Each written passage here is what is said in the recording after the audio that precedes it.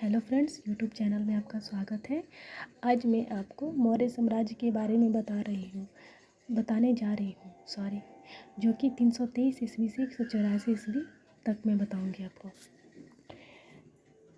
चौथी शताब्दी ईसा पूर्व के अंत में इतिहास के पृष्ठों में एक युगांतरकारी परिवर्तन हुआ, जिसमें चंद्रगुप्त मौर्य जैसे महानतम नेतृत्वकर्ता ने नंदों की प्रिय शासन व्यवस्था एवं मकदूनियाई दासता से जनता को मुक्त कर देश को राजनीतिक एकता के सूत्र में पिरोने का कार्य किया था।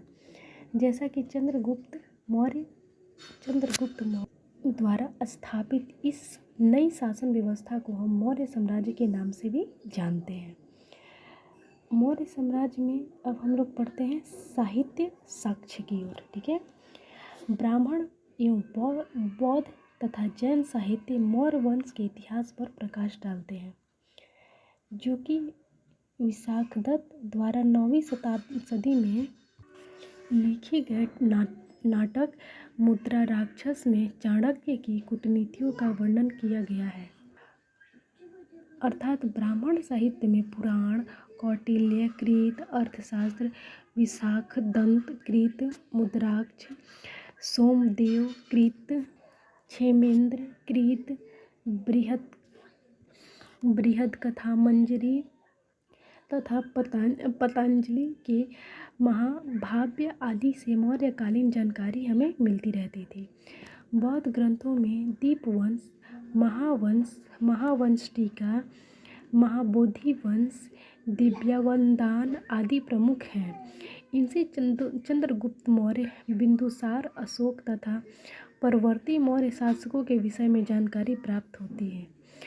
जैन ग्रंथों में प्रमुख स्रोत हैं भद्रबाहु का कल्पसूत्र एवं हेमचंद्र का परिष्ठ पवन। ठीक है, अब हम चलते हैं विदेशी विवरण की ओर।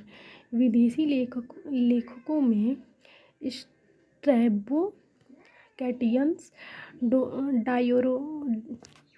डायोडोरेंस, प्लिनी, एरियन, जस्टिन एवं प्लूटार्क, नियाकर्स आदि ने मौर्य वंश के बारे में लिखा है।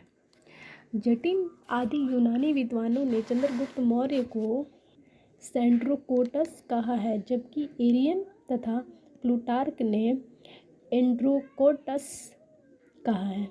सर्वप्रथम विलियम जोन्स ने ही सूडोकोटस की पहचान चंद्रगुप्त मौर्य से की है। मेगस्थनीज ने इंडिका में मगध की राजधानी पाटलिपुत्र का विस्तार से वर्णन किया है। अर्थात मेगस्थनीज की इंडिका मौर्य इतिहास की जानकारी उपलब्ध कराने का प्रमुख स्रोत है, परंतु यह अपने मूल रूप से प्राप्त नहीं है, बल्कि इसके कुछ भाग परिवर्तित लेखकों के ग्रंथों से प्राप्त होते हैं। इनमें स्ट्रैबो, प्लिनी, डायोडोरेंस, एरियन, प्लूटार्क तथा जस्टिन के नाम उल्लेखनीय माने जाते हैं। अब चलते हैं पुरातात्विक साक्ष्य।